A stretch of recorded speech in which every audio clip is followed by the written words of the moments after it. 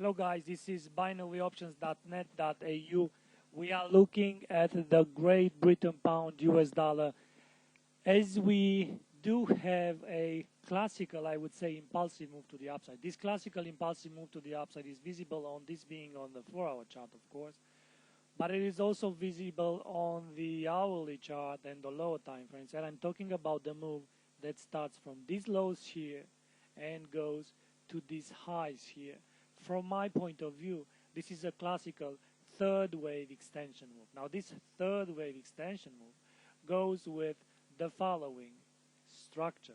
From this moment, from the lows here, I would say that we have a possible first wave here and then the second wave here, and then to go, so something like, let me actually put on the screen that we have 1, 2, 3, 4, 5. So this to be the first wave here.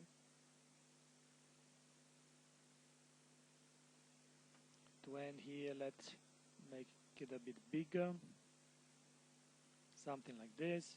So 1, then of course the second wave that goes here,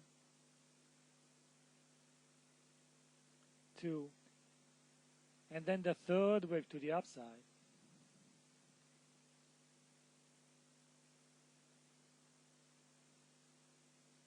a fourth, and a fifth. So 1, 2, 3, 4, 5, and this is, from my point of view, a classical impulsive move. Now, in any classical, in any impulsive move, at least one wave needs to be extended. Here seems to be the third wave to be extended. It needs to be more than 61.8 when compared with the next longest wave. And let's see if that rule is applied.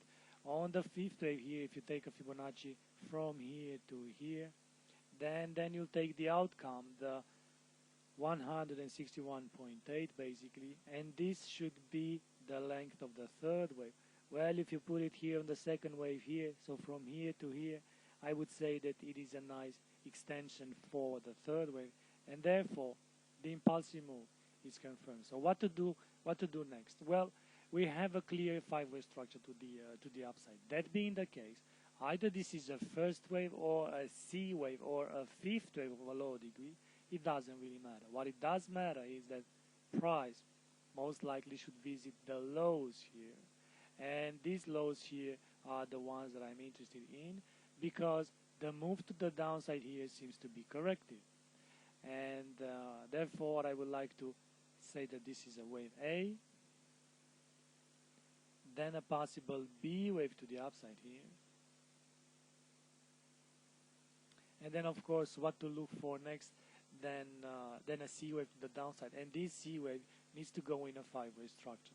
Now the thing is that if this is a C wave to the upside, then it doesn't really matter how much this one retraces. But if this is an impulsive move that is about to still break higher, then it is important to see the retracement level from the lows here to the highs here. In our situation, we're talking about something between 50% and 61.8, but I would not be that picky. I will look for markets to go somewhere in, let's say, let's try to make this one here like this. So I will look for something in between 165 30 area, so below 165.50 in any case. Now when you trade binary options, you're not looking for price necessarily to let's say move hundreds and hundreds of pips. I would like to do it this one step by step, and therefore I would like to buy put options with end of day expiration date today on the on this pair. So I will like to buy put options with end of day expiration date, and this would be the targets to the downside, the first one, the second one, and most likely we'll see something around this. I will take my hands out of this move if it comes into the 50% area, as it is the risk of a possible bounce. Nevertheless, a 5-wave structure here to the upside is to be expected on the Great Britain pound US dollar, and therefore we are buying put options. So let's write here that we are buying put options with end of day expiration date today, as this is Monday, and Monday we are taking a chance with the market, so to say.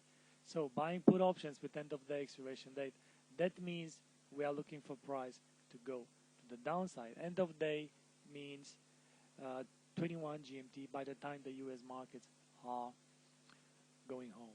Thank you very much for being here. This is binaryoptions.net.au, and this is the first recording of the day in this Monday, the 3rd of March. Bye-bye.